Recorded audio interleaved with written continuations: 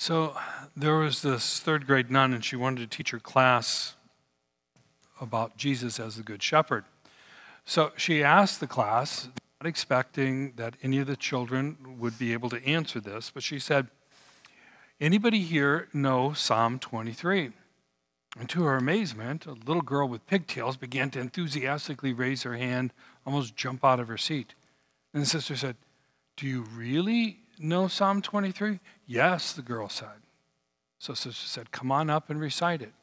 So little girl walks up to the front of the classroom, smiles big, bows before everyone, and she begins to recite Psalm 23. "The Lord is my shepherd. That's all I want." She smiles, bows, and goes back to her seat. Well, although she obviously missed some of the verses in the psalm, she really got to the heart of Psalm 23. Throughout the psalm, the idea is that we are totally reliant and should be content with the shepherd's care, and that everything we need comes from him. King David is attributed writing the Psalms. Actually, he only wrote about half of them, but Psalm 23 is one of the Psalms he actually wrote. And before David was king, he was a shepherd. He understood all that was required of a shepherd. A good shepherd cared for and looked out for his flock. When David was getting ready to take on Goliath, he told Saul how he had chased and killed lions and bears when they tried to grab one of his sheep. A shepherd was brave and courageous. A shepherd knew about sheep, and he knew their characteristics and their limitations, and he knew their needs.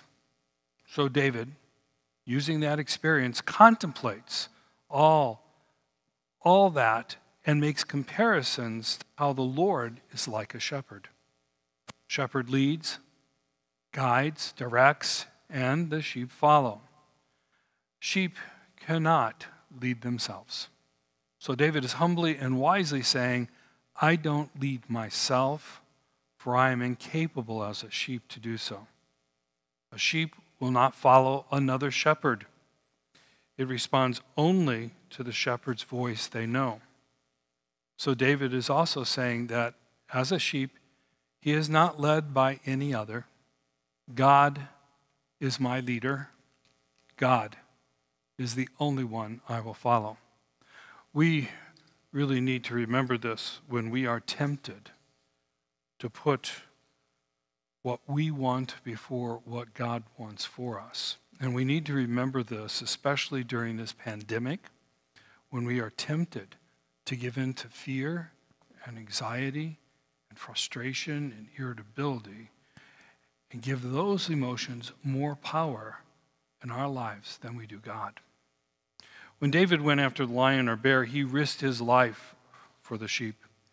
David knew that if he was willing to do that, how much more would God be willing to do that for his sheep, his children? In fact, God did that through Jesus Christ, who went to the cross to save us. This is why David could say that the result of having the Lord as our shepherd is that we will not be in need. This means I will not have to go without the things I really need. There may be times that I don't receive what I need as soon as I'd like them, but if I follow the lead of my shepherd, my needs will be met. God doesn't promise to give us everything we want, but he does promise to supply all that we need. Philip Keller was a sheep rancher, and he wrote a book entitled A Shepherd's Look at the 23rd Psalm. He says sheep require more attention than any other kind of livestock. They can't take care of themselves. Unless a shepherd makes them move on, the sheep will actually ruin a pasture. They'll eat all that's in that pasture down to the last blade of grass, leaving that whole pasture completely empty and nothing for them to eat thereafter. Be barren soil. Sheep are nearsighted. They're very stubborn, but they're easily frightened. An entire flock can be stampeded by a jackrabbit. They have little means of defense. They're timid, feeble creatures. Their only resource is to run if no shepherd is there to protect them. And sheep have no homing instincts. A dog, a horse, cat, even a bird can find its way back home. But when sheep gets lost, it's a goner unless someone's there to rescue it. So the overriding principle of Psalm 23 is that sheep can't make it without the shepherd. My friends, we simply cannot make it without God. Isaiah gives us an explanation of our heavenly shepherd. In chapter 40, verse 11, he writes, "He tends his flock like a shepherd. He gathers the lambs in his arms and carries them close to his heart. He gently leads those who have young." What a special depiction of our loving shepherd. He holds us close to his heart. And I also want to comment on the last couple words of that verse.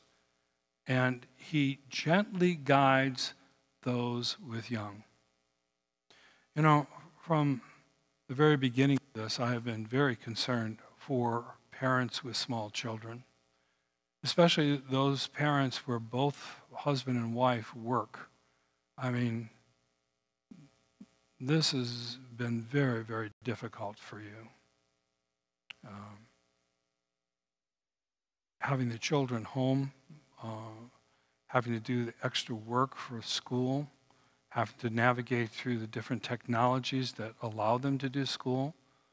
And I just can't get my head around how difficult that must be and how much stress must be involved in that. I guess that first and foremost, you're just exhausted trying to do so many different things. And I know that some of you are feeling very overwhelmed.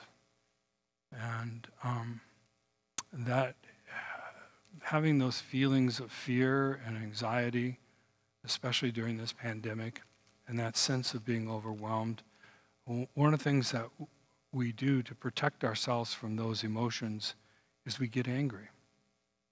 We're not quite sure why we're angry, but we're impatient. We snap at people. And as a result, the stress between husbands and wives is greater. The stress between parent and child is greater. And so I want to say, if you're feeling that being overwhelmed, if you're a parent who has to work all day and then come home and navigate your children's homework and online presence to the school, then I would say, just be honest about those feelings. And if it helps, break down and cry. But getting angry, that's not going to make matters any better. I mean, this is what it is. This is nobody's fault, and we just all got to get through this. I've been using for myself, because I'm not the same issues, but I think everybody is overwhelmed to a certain extent. I'm using an old lawyer's trick.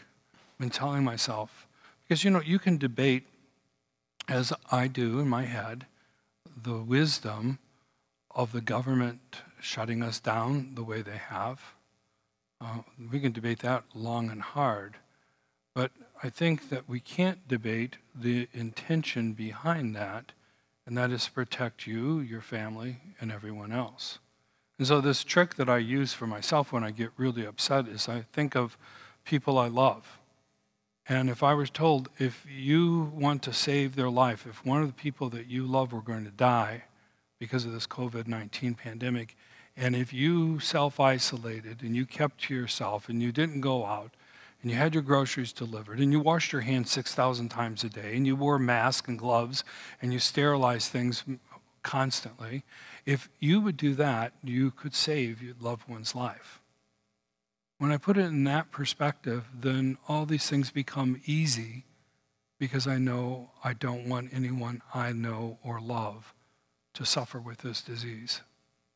I don't know if that helps you, but I hope it does. And I want you to know, parents with small children, especially single-parent homes, I've been praying for you from the very beginning. That may not seem like much, but sometimes when you can't do anything else, the best thing to do is be present in prayer. And for the rest of us, I know that some of you are lonely. I make calls every day to parishioners. And sometimes I think they just don't want to get off the phone. They just want to keep talking and talking because they're lonely.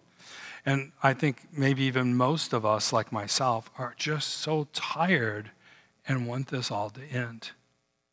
When things really get bad, as many of you told me, they have already come for you.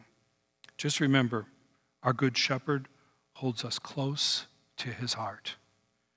I can't imagine any time in my life, even at the lowest times, that I haven't found great comfort in knowing that no matter what's going on around me or the turmoil that I may be experiencing within, my God is holding me tightly in his arms and gently pressing me against his heart. The Lord is my shepherd. That's all I want. That's all I need.